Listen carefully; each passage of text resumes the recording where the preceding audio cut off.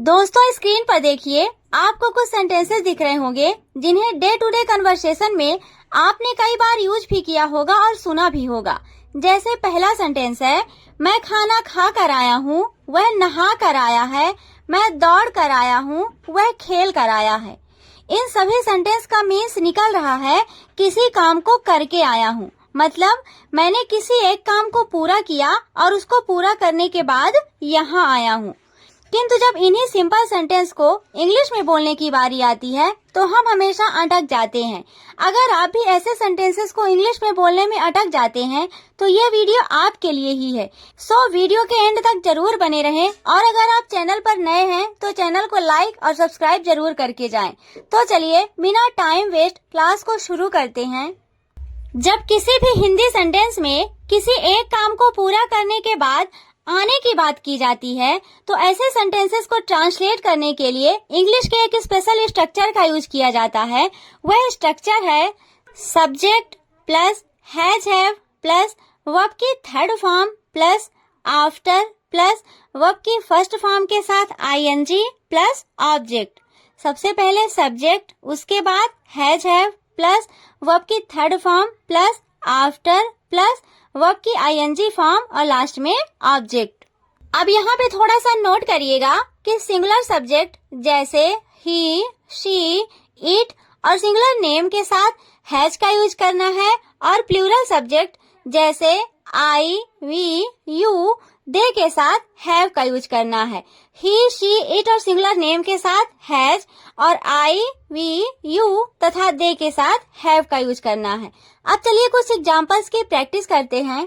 जैसे पहला सेंटेंस है, मैं दौड़ कर आया हूँ। मैं दौड़ कर आया हूँ तो मैं के लिए इंग्लिश में क्या बोलते हैं? आई, और आई के साथ क्या आएगा?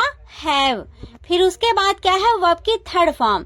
तो आने को इंग्लिश में क्या बोलते हैं? कम। इसका तीनों फॉर्म होता है कम, केम, कम।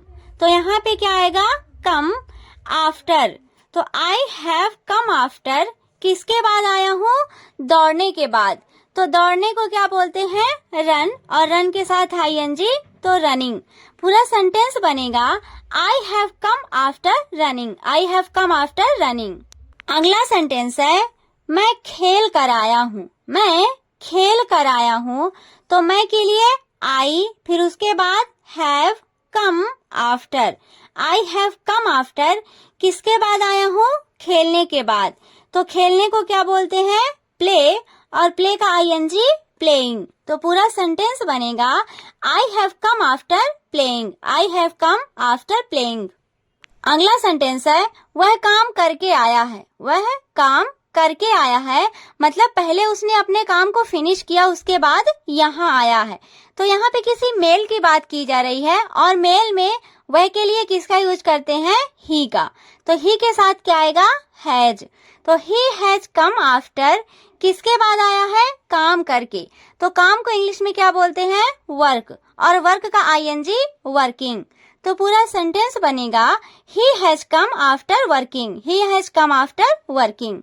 अगला सेंटेंस है, वह खाना खा कर आया है। वह खाना खा कर आया है मतलब पहले उसने खाना खाया और उसके बाद यहाँ आया है। तो यहाँ पे क्या होगा? ही, और ही के साथ हैज। तो ही हैज कम आफ्टर किसके बाद आया है? खाना खाने के बाद। तो ईट के साथ क्या आएगा? आईएनजी। तो eating food. He has come after eating food. He has come after eating food. वे नहा कर आए हैं। वे नहा कर आए हैं तो वे के लिए दे, तो they have come after taking a bath. They have come after taking a bath. या तो हम इसी सेंटेंस को बोल सकते हैं they have come after bathing. They have come after bathing. अगला सेंटेंस है, मैं उससे मिलकर आया हूँ। मैं उससे मिलकर आया हूँ तो I have come after meeting him. I have come after meeting him. वह खाना बना कर आई है। वह खाना बना कर आई है तो यहाँ पे फीमेल की बात हो रही है तो हम किसका यूज करेंगे? शी का। तो she has come after cooking. She has come after cooking. आज का लास्ट सेंटेंस है, मैं सो कर आया हूँ। मैं सो कर आया हूँ तो I have come after sleeping. I have come after sleeping. I hope यह वीडियो आप सबके लिए बहुत ही यूजफुल रहा होगा। अब कुछ सेंटेंसेस का ट्रांसलेट करके आप कमेंट में बताएं। जैसे पहला सेंटेंस है, वह टीवी देख कर आया है, वह बाजार जा कर आया है, वह खाना बना कर आया है। इन सेंटेंसेस को इंग्लिश में कैसे ट्रांसलेट करेंगे कमेंट में बताएं। So thanks for watching. Please like, share and subscribe. Thank you.